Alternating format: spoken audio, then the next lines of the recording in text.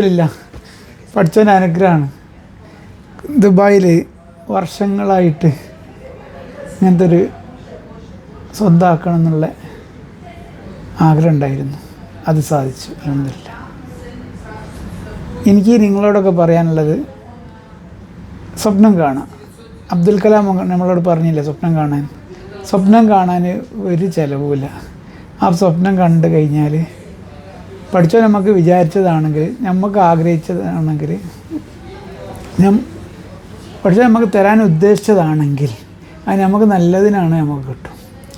അതുകൊണ്ട് എല്ലാവരോടും എനിക്ക് പറയാനുള്ളത്, നമ്മൾ എവിടുന്ന് ജനിച്ച്, എങ്ങനെ ജനിച്ച്, എവിടെ വളർന്ന്, ആരുടെ കൂടെ വളർന്ന്, അതൊന്നും എല്ലാം നമ്മൾ എന്ത് ചെയ്യണ്ട.